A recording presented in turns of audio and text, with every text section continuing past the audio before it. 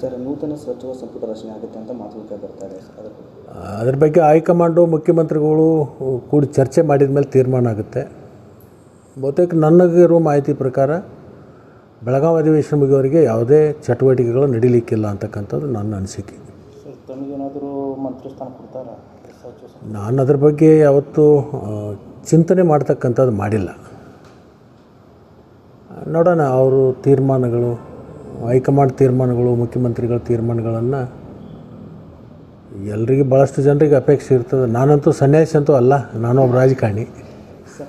ಪ್ರತಿಯೊಬ್ಬ ರಾಜಕಾರಣಿಗೂ ಕೂಡ ಅಪೇಕ್ಷೆಗಳು ಇದ್ದೇ ಇರ್ತವೆ. ಶುಕ್ರ ದೇಶ ಬರುತ್ತೆ ಅಂತ ಹೇಳ್ತಿದ್ದಾರೆ. ಯಾವ ರೀತಿ ಬರುತ್ತೆ ಅಂತ ಸರ್?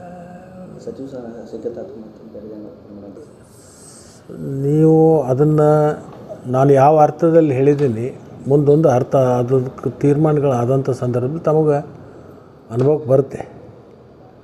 ಅದು ಕ್ಷೇತ್ರದ ಅಭಿವೃದ್ಧಿ ಕೆಲಸಗಳಿರ್ಬೋದು, ಬೇರೆ ಬೇರೆ ಹಂತಗಳು ಬರ್ತಕ್ಕಂಥದ್ದು ಇರ್ಬೋದು. ಏನೋ ಒಂದು ಚಿಂತನೆಯನ್ನು ಮಾಡಿ ನಾವು ಹೇಳಿರ್ತೀವಿ. ಅದು ಯಾವಾಗ ಏನಾಗುತ್ತೆ ಆವಾಗ ನಾನು ಹೇಳ್ತೇನೆ ಅದ್ರ ಬಗ್ಗೆ.